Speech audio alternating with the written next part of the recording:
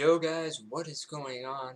It is the People's Dude back again. This time we are on YouTube. We are reacting to some of the most previous Marvel honest movie trailers. Okay, first one is Guardians of the Galaxy Part 2. So here it goes.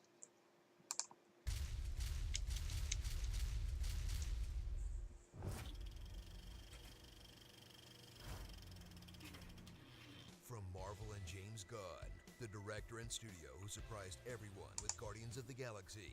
It was really cool good. Looking, super fun, laugh out loud, but ultimately kind of forgettable sequel. Yeah, But kinda still better than all the other Marvel Part 2s, except for Winter Soldier.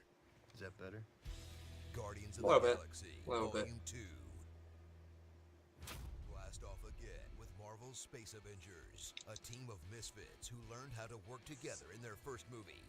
Then turned back into a-holes so they could learn it all over again. Yeah, basically. In this playful action comedy where the heroes never really get hurt. The danger never really feels that imminent. No, it doesn't, honestly.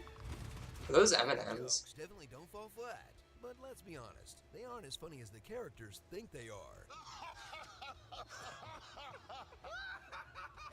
From Batista, though. Okay, guys. It's Batista, like half the time.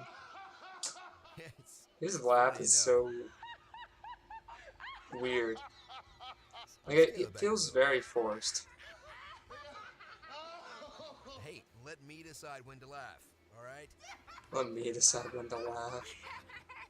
Ugh, just shut up. Catch up with all your favorite heroes, like Star-Lord, who discovers he's the son of a god and a moron. Well, I don't know what you're talking basically. about, but I like the way you say it. It equals out, I guess. The strong silent badass trope to become a strong silent badass with the more interesting sister.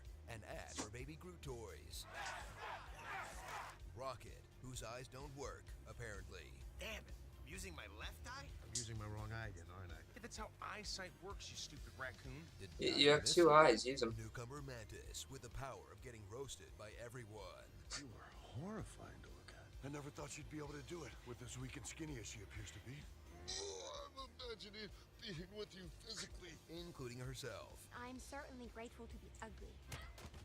And Drax, the once tragic warrior, who's become an aggressively dumb sex freak. Sensitive nipples. Ew. Make my nether regions uncore. Look, you have a good thing going with Drax. Don't take it too far and Urkel your best character. My nipples! Prepare for an My episode nipples, of he My says. Two Dads in Space. In a film that's so high on friends being your real family, you'll swear you're watching a Fast and Furious movie. I finally found my family. I thought you already had. You are not friends. You're right. We're family. I don't have friends. I got family. Space Dad 1 is Ego, the living planet of exposition. I call it the expansion. It is my purpose. Now, it is yours. As he proves, everything's better with Kurt Russell, making Ego the living planet grounded and relatable, until he goes full Marvel villain and becomes a blue alien made of sky beams who wants to rule the universe. Yeah, basically. That 2 proves that everything is better with Michael Rooker, as Yondu is retconned into a good guy who just wanted to be a good pappy. All to create maximum emotional impact when he's killed off in the most tragic Marvel death since, no. She was in her 90s. Yeah. He came back. He came back. No, He kinda. came back. Yeah. He came back twice. Yeah. He came back on TV. Quicksilver? Wow. I guess it's Yondu by default. Yeah. Mary. So Almost said Mary Poppins. Mary Poppins by default. Everything you loved about the first movie. The music, the slow-mo walks, and the insane visuals. To the things you didn't think could come back, like the laughing at the dumb name bit. Star-Lord. Who? Your name is... It's Taserface? Rocket having someone steal a fake body part for him. I was just kidding about the leg. What? No, I thought it'd be funny. Wasn't funny? He's not gonna know where his eye is! And undercutting most of the serious dramatic moments with jokes, even the emotional climax of the film. I tried so hard to find the form that best suited you. It's okay, Marvel. We've been following these movies for 10 years now. You can let us go without a chuckle for 10 minutes. Yeah. I get to be the father I've always wanted to be. Excuse me. Gotta take a whiz. Maybe not. Maybe not, they said. Arthur Meme, Han Brolo, Greena, Warrior Princess, Big Blue Beetleborg, Drac Shepherd. I am Merch. Fox, do a barrel roll. Whistle while you murk. Mantis Toboggan, Ego the Slutty Planet, and Ready Player One. Actually, never saw that movie. Dad Rock, the movie. Dad Rock. It's called a Zune. It's what everybody's listening to on Earth nowadays. Uh-oh, the Zune is from the early 2000s. I don't think Star-Lord's gonna be happy when he finds out what happened to rock and roll. Cut my life into pieces. This is my last resort. I'm Pickle Rick. Okay, that was interesting. Talked a lot about how the Marvel movies are always comedies. Considering the fact that the next two are comedies, at least they're slightly more unique than previous ones, and that's really what I like in a Marvel movie, is originality, because I don't like how Guardians of the Galaxy 2 was so much compared to the first Guardians movie, and the first one was brilliant, but the second one, it was meh. It was okay. It's not my favorite. Not my favorite. So here's Spider-Man Homecoming.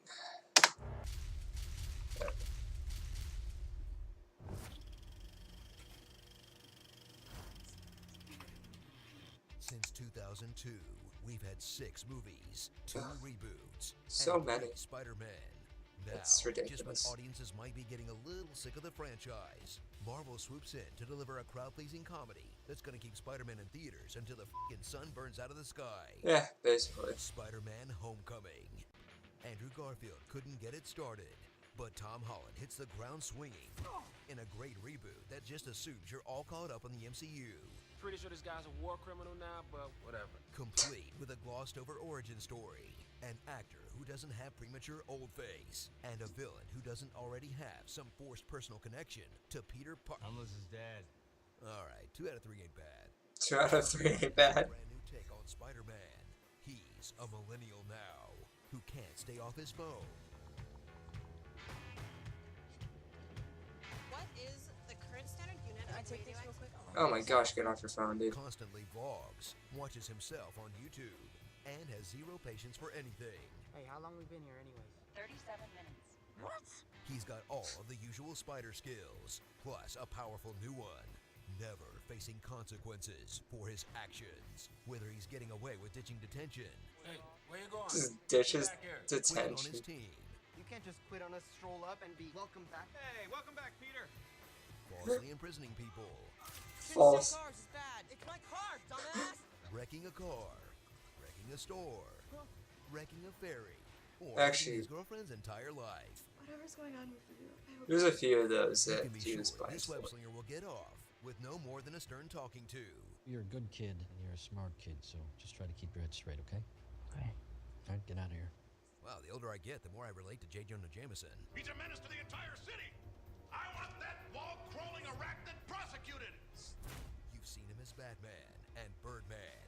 Now, prepare for Michael Keaton's third winged creature role as the Vulture. He's a blue-collar guy who gets shafted by Stark Industries. And instead of filing a lawsuit against a billionaire clearly in the wrong, he'll build a giant bird mech jetpack? Yeah, You'll be it's bored kinda stiff weird. when Vulture fights Spider-Man in bland CGI slugfests, but genuinely scared when he's just being Michael Keaton.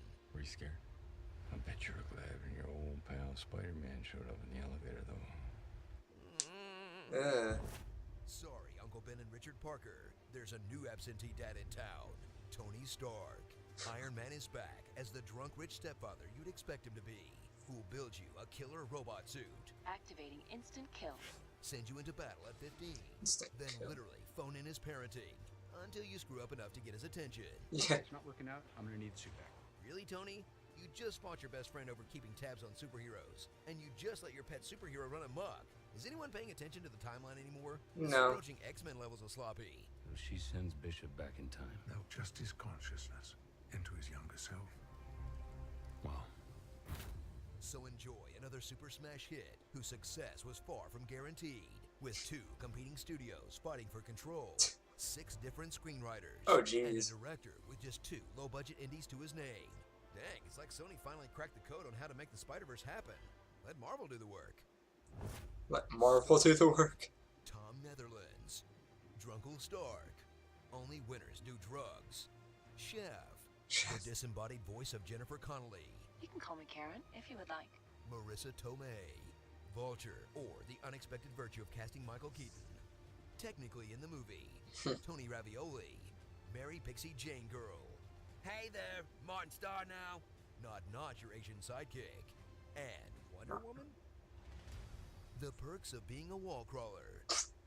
The perks of being a wall No crawler. move putting a set piece in an elevator shaft. Spider-Man can't catch a break with that. No, you can't. Oh, yeah. Honestly, I liked Spider-Man: Homecoming. It was fun to watch. Yeah, Tony Stark was like very flaky. He was there sometimes. He was there not. I don't know. He like not really a good father figure, but yeah. Again, it's like he fought so hard to get like tabs on superheroes and Captain America: Civil War. And then here he is doing a crappy job keeping tabs on Spider-Man, so redundancy here yet? A little bit, maybe. A little bit. Alright, last one of the day, Thor Ragnarok. Here we go.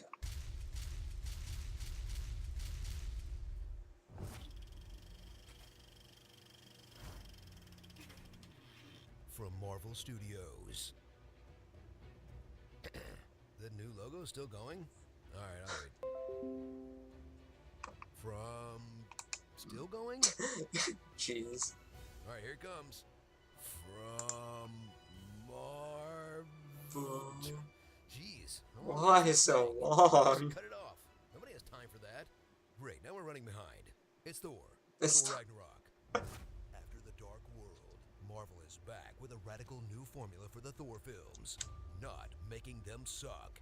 Oh yeah, because Dark And an World kind of installment sucked. that trims all the dead weight off the franchise. From his love interest Sorry to hear that Jane dumped you. to his homeland, to his friends you couldn't name with a gun to your head, Yeah. to his right eye, to his dad, his hair, dang, even his hammer. They just trimmed all the weight off, huh?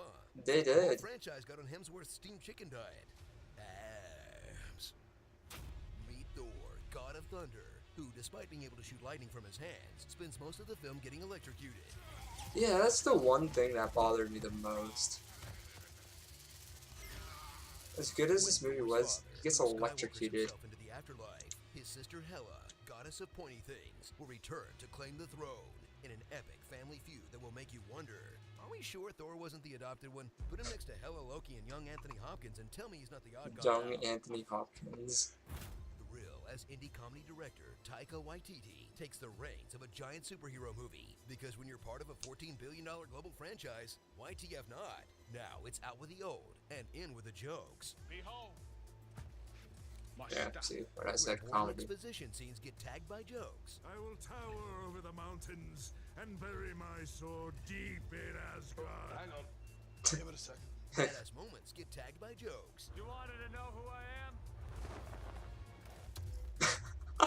And even heartfelt emotional beats get tagged by jokes. Piss off, Ghost.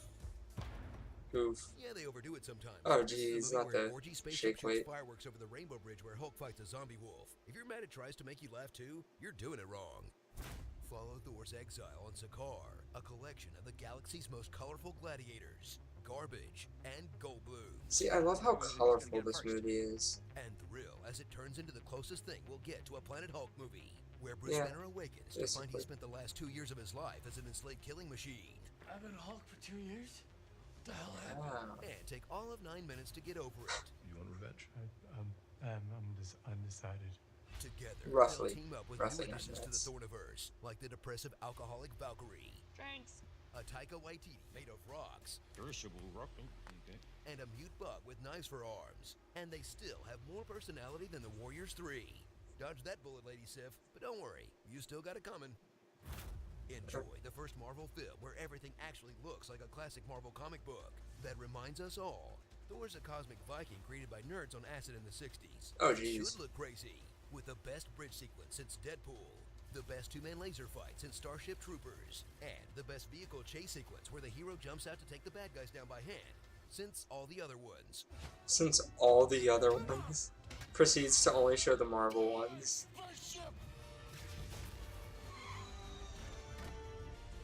God, I love Captain America being in more than one. Hey, we found Marvel's new Skybeam. Yeah, really. So get pumped for what's easily the best Thor movie, also the best Hulk movie, probably the best Doctor Strange movie, the second best Guardians movie, and shoot, probably the best He-Man movie we're ever gonna get to. And hopefully taught Marvel an important lesson. Don't fire the weirdo. Embrace him. Embrace that weirdo.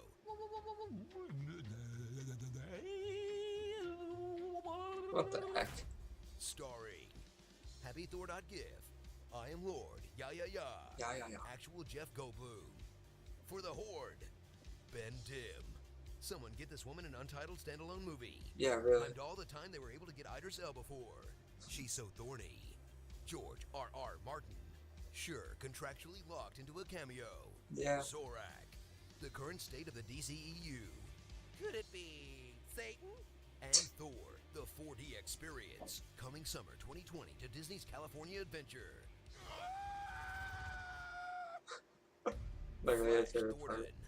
Flash Thornton. Okay. Look at these lies.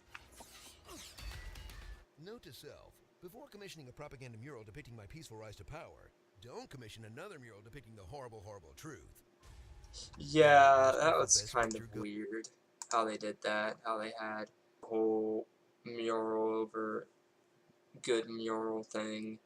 I mean, I guess the question is why? It is pointless. I mean, it was pointless. So yeah, in all honesty, Thor Ragnarok was by far my favorite Marvel movie. If you guys enjoyed these 3 honest movie trailers, I hope you guys enjoy Avengers Infinity War. And I will see you all next time. Hey guys, I hope you enjoyed the video you just finished watching. Please check out my live streams to the left, previous videos or future videos to the right, and I will see ya in the next video.